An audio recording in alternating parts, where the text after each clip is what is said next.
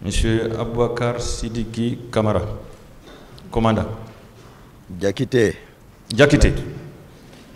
Je m'excuse. Oui, Vous avez un camarade avec nous ici, quoi, qui porte le même nom. Merci, maître. Je voudrais savoir, dans le choix des hommes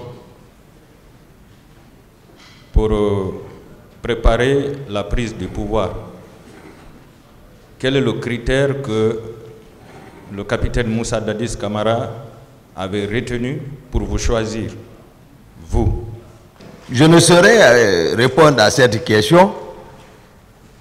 Ça, c'est à la discrétion du monsieur le président. Vous ne lui avez jamais demandé pourquoi vous m'avez choisi?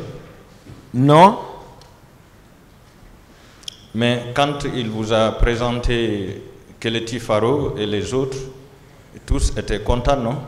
Non, ce n'était pas la question, voilà, en ce moment.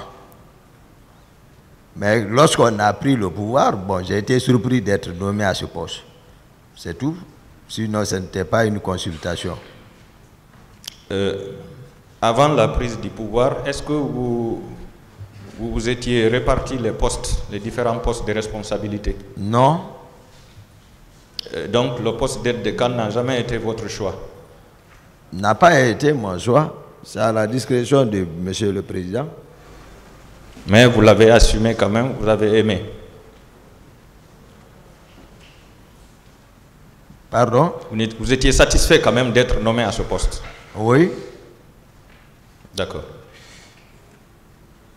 Le matin du 28 septembre, quand le capitaine a été informé de, comment dirais-je, du commencement de la manifestation, quand il vous a appelé, il vous a dit que le pouvoir est dans la rue, ils vont le regretter, il faut aller les mater.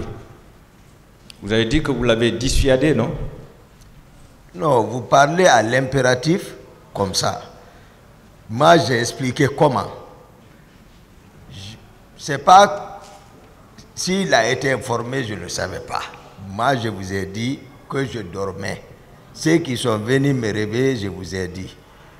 Après, ils sont sortis, ils sont partis. Je ne sais pas qu'est-ce qu'ils se sont dit là-bas. Mais néanmoins, Marcel est revenu pour me dire que le président me demandait de partir. Quand je suis parti à la rentrée de la maison, ce que je l'ai entendu dire, c'est ce que j'ai défini. Il disait que le pouvoir est dans la rue, ils vont le regretter, il faut les mater. Il ne s'adressait pas à moi, puisqu'il était avec les hommes dedans. Ah, voilà, c'est ça, voilà. C'est que moi j'ai défini ce que j'ai constaté réellement. D'accord.